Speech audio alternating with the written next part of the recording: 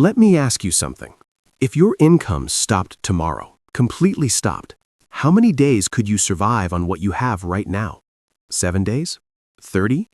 If the honest answer makes you uncomfortable, good. That discomfort is exactly what we're going to fix today. Because here's the thing nobody tells you. Managing money in 2026 isn't just about spreadsheets and savings accounts. It's about building a system so solid that no job loss, no economic shock, no unexpected bill can knock you off your feet. In this video, I'm going to walk you through the 4 pillars of financial control: money management, budgeting, debt elimination, and credit cards. By the end, you'll have a clear, actionable game plan. No fluff, no vague advice, just the real stuff that actually works. If you've never been on this channel before, hit subscribe. We make finance simple. Now, let's get into it. Section 1. Why this matters more in 2026.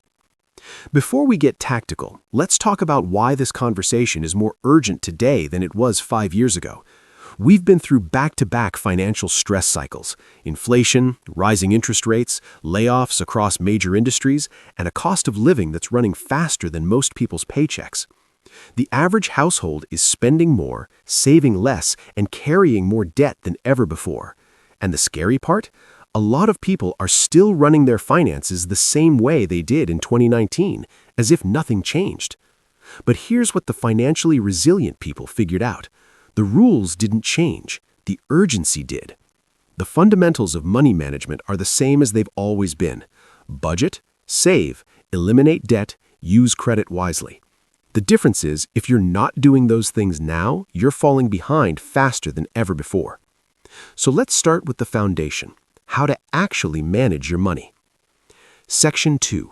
Money management: knowing where your money is going. Here's the #1 reason most people feel broke, and I mean even people who earn good money. They have no idea where their money is actually going.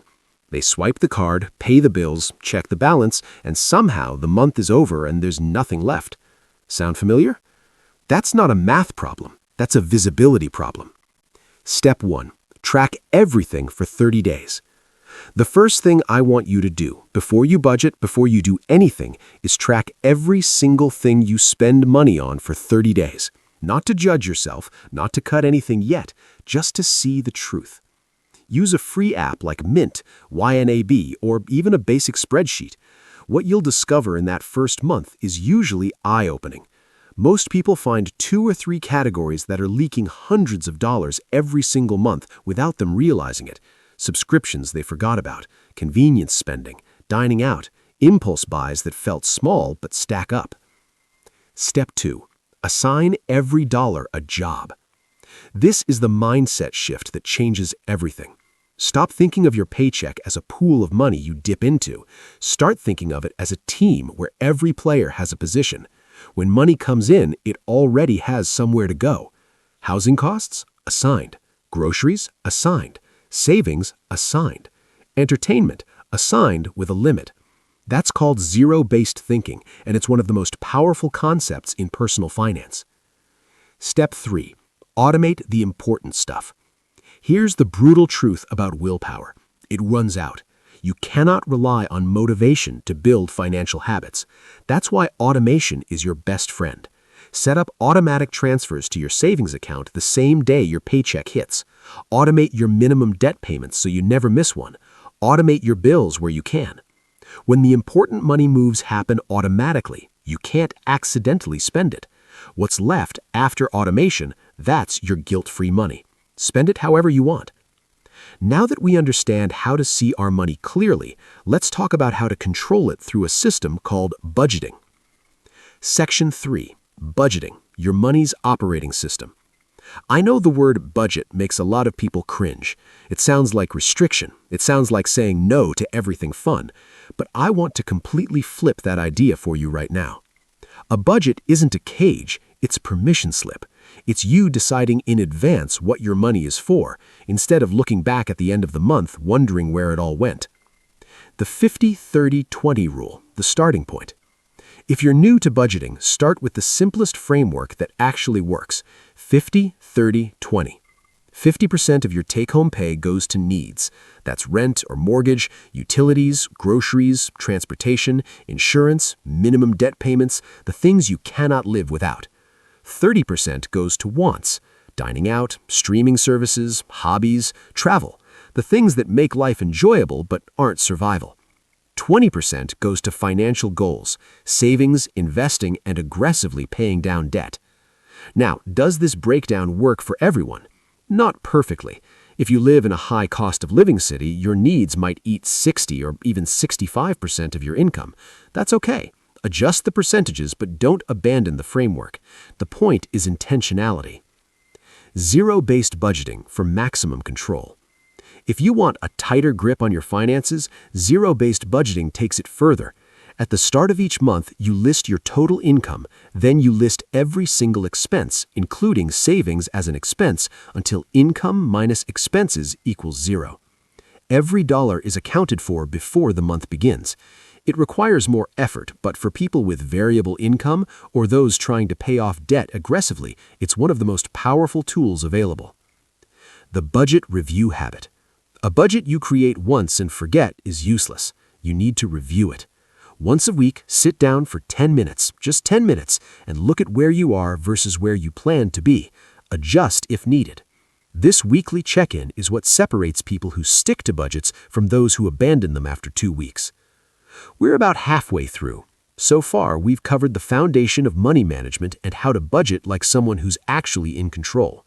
Coming up, we're going to tackle the 2 things that cause the most financial stress for people: debt and credit cards. Stick with me because this next part could literally save you thousands of dollars. Section 4. Debt. How to stop being owned by what you owe. Debt is exhausting. It's not just a financial burden, it's a psychological one. It's that thing in the back of your mind when you're trying to sleep. It's the reason some people dread checking their bank balance. It follows you everywhere. But here's what I want you to hear clearly. Debt is not a life sentence. It's a math problem, and math problems have solutions. Step 1. Face the full picture. Write down every single debt you have. Not a rough idea, every debt. Student loans, car payments, personal loans, medical debt, credit card balances, everything. Write down the balance, the interest rate, and the minimum payment for each one. I know this feels terrifying. People avoid this step because seeing the total number written down makes it feel more real. But you cannot fight an enemy you refuse to look at. That list is step 1 to financial freedom. The 2 proven payoff strategies. There are 2 main strategies for paying off debt, and both work. The key is choosing the one that fits your personality. The first is the debt snowball. You pay minimum payments on everything and throw every extra dollar at your smallest balance first. When that's gone, you roll that payment onto the next smallest. This method builds momentum. It gives you quick wins early on, and those wins keep you motivated. Dave Ramsey made this method famous, and millions of people have used it to get completely out of debt. The second is the debt avalanche. Same concept, minimum payments on everything, but you target the highest interest rate debt first. Mathematically, this saves you the most money in interest. If you're a numbers person and you can stay motivated without the quick wins, the avalanche will cost you less overall.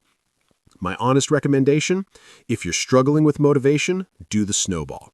The psychological benefit of eliminating accounts outweighs the slightly higher interest cost.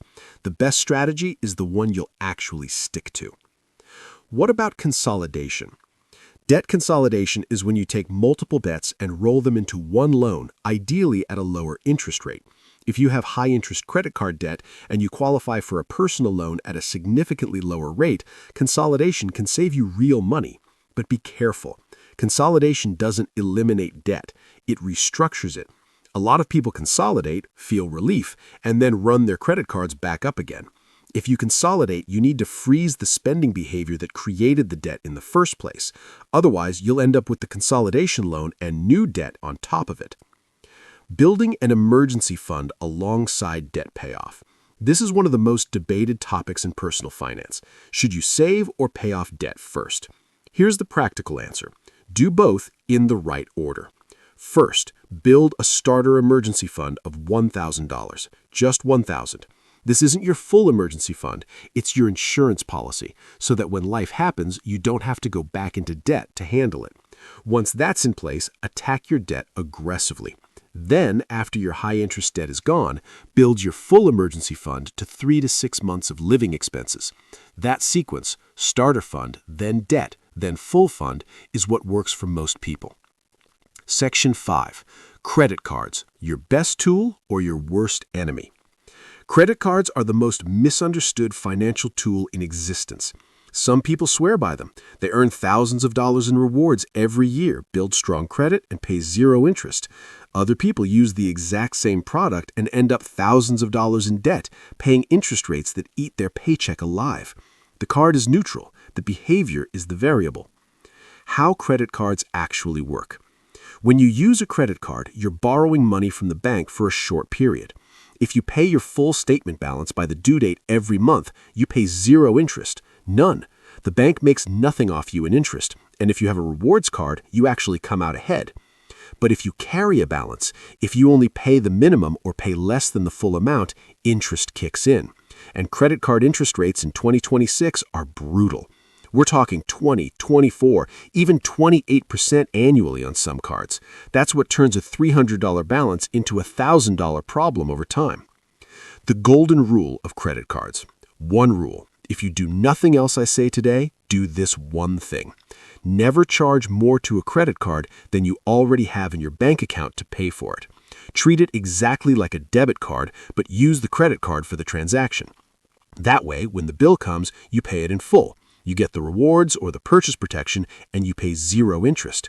Break that rule, and the credit card works against you.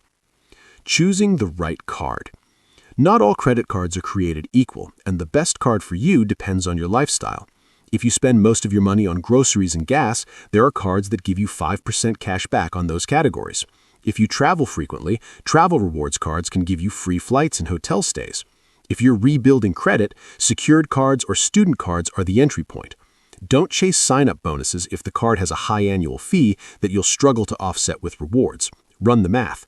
If a card costs $100 a year in fees and you're earning $80 in rewards, the math doesn't work.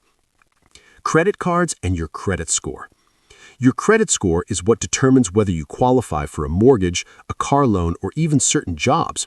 And credit cards, used correctly, are one of the most powerful tools for building that score. There are two things that matter most when it comes to credit cards and your score. First, always pay on time. A single missed payment can drop your score significantly and stay on your report for years. Set up automatic minimum payments even if you plan to pay in full as a safety net. Second, keep your utilization low. Credit utilization is how much of your available credit you're using. If your card has a $5,000 limit and you're carrying a $4,000 balance, that's 80% utilization, which crushes your score. Aim to keep utilization below 30%, below 10% if you're actively trying to optimize your score. When to stop using credit cards. If you're in active debt payoff mode, specifically paying off credit card debt, consider putting the cards away while you pay them down. Not canceling them, just not using them. Some people need the psychological separation. The physical act of not having the card in your wallet or saved in your browser creates friction that helps break spending habits. Once the balance is at zero, you can revisit whether you're ready to use it responsibly as a tool again. Section 6. Your financial game plan. Putting it all together. All right, let's pull everything together into a clear, actionable order of operations, because knowing the concepts is one thing, but knowing what to do first is what actually gets results. Step 1. Get clear. Track your spending for 30 days. Know exactly where your money is going. No judgment, just data. Step 2. Build your $1,000 starter emergency fund. Before anything aggressive, before extra debt payments, before investing, put $1,000 somewhere you won't touch it. This is your buffer. Step 3. Set up your budget. Use 50-30-20 as your starting point. Review it weekly. Adjust as life changes. Step 4. Automate your finances. Savings, bill payments, minimum debt payments, all automated. Remove willpower from the equation. Step 5. Attack debt strategically. Choose Snowball or Avalanche based on your personality. Pick one, commit to it, and stay consistent. Every extra dollar goes towards the target debt. Step 6. Use credit cards as a tool. Pay in full every month, keep utilization low, use rewards to your advantage. Never carry a balance unless it's an absolute emergency. Step 7. Build your full emergency fund. Once high-interest debt is gone, save 3 to 6 months of living expenses. This is the cushion that keeps you out of debt when life inevitably throws something at you. None of this is complicated, but all of it requires consistency. The difference between people who build real financial security and people who stay stuck is not income, it's habits. It's the decision to do the boring right thing with money over and over, even when it's not exciting. Financial freedom isn't a lucky break. It's a series of small, smart decisions repeated over time, and you can start making those decisions today. So there it is, a complete guide to managing your money, building a budget, eliminating debt, and using credit cards like someone who's actually in control. Whether you're starting from zero or just trying to tighten things up in 2026, this framework gives you everything you need. If this was useful, hit the like button. It genuinely helps this channel reach more people who need to hear this stuff. And if you want more videos like this, subscribe. We drop finance content here regularly, and it's always built to be practical and straight to the point.